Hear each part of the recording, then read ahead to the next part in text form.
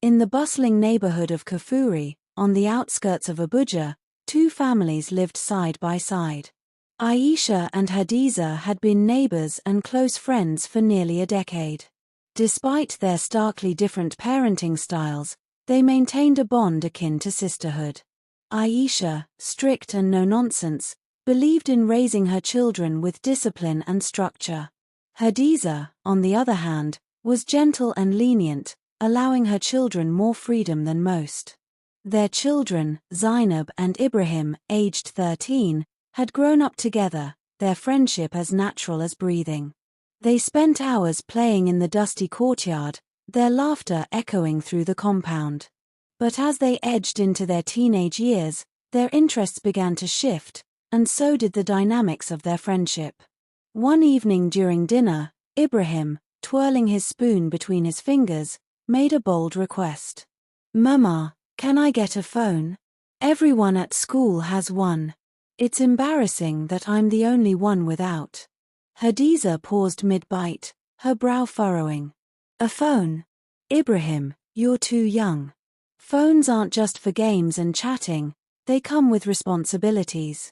"But Mama, I can use it for studying too," he argued, his voice tinged with desperation. Hadiza considered for a moment before responding. "All right, if you can come first in your class this term, I'll get you a phone. But only if you prove you're ready for it." Ibrahim's eyes lit up with determination.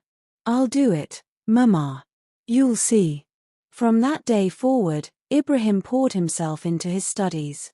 Even Zainab, his usual partner in mischief, noticed the change. "You're really serious about this phone, huh?" she teased one evening as they sat doing homework. "You'll see," he replied with a grin. "I'll get that phone."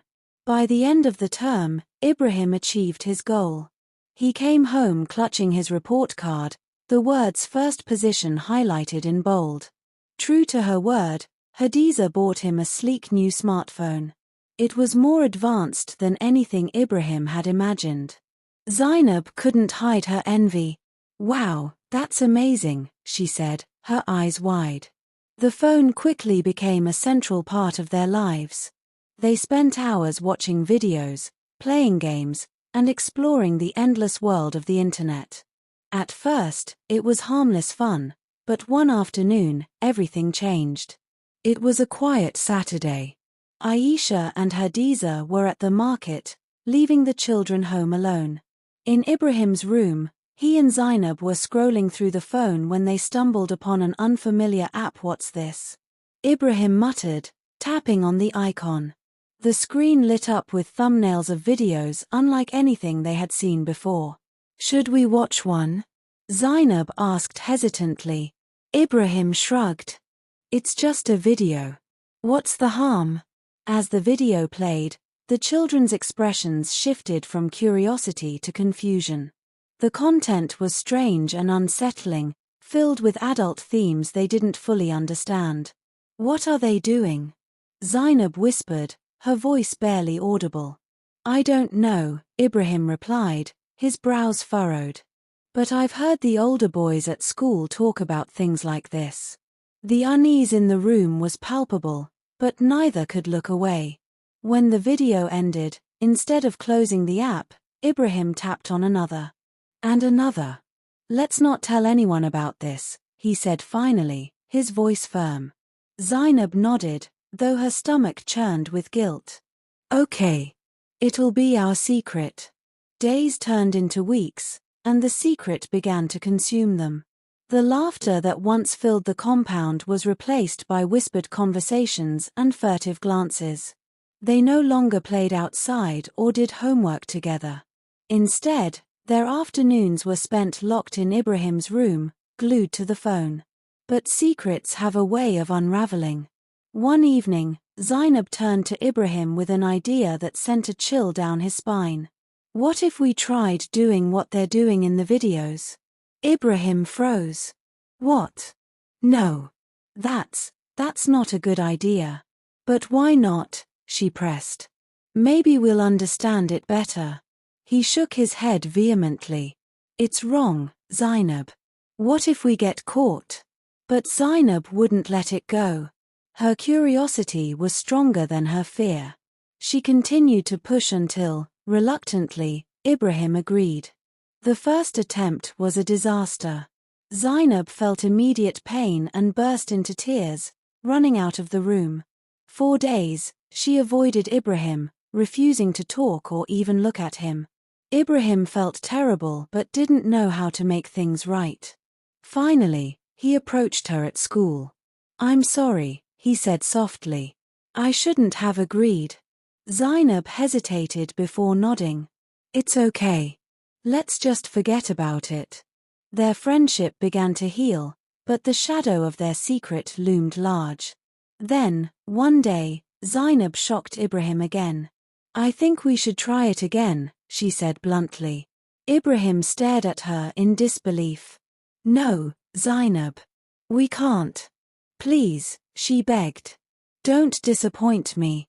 Reluctantly, Ibrahim agreed, though every fiber of his being screamed against it.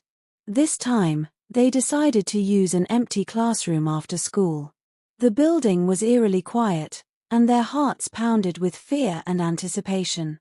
Just as they were about to act, the sound of footsteps echoed down the corridor. "Someone's coming," Ibrahim hissed. Panic set in, and they bolted out of the classroom, narrowly avoiding the school's security guard. The close call left them shaken, but it didn't deter Zainab. "Let's try again," she insisted the next day, this time at home. That evening, with their mothers still at the market, they locked themselves in Ibrahim's room. Just as they were about to begin, the front door creaked open. "Ibrahim? Are you home?" Hadiza's voice rang out. They froze, their faces pale with fear. Scrambling to cover up their actions, they barely managed to unlock the door before Hadiza entered. Her sharp eyes darted between them, suspicion etched across her face. "What's going on here?" she demanded. Zainab looked down, unable to meet her gaze. Ibrahim stammered, but Hadiza wasn't convinced. "Both of you, sit down," she commanded. "Now, tell me the truth."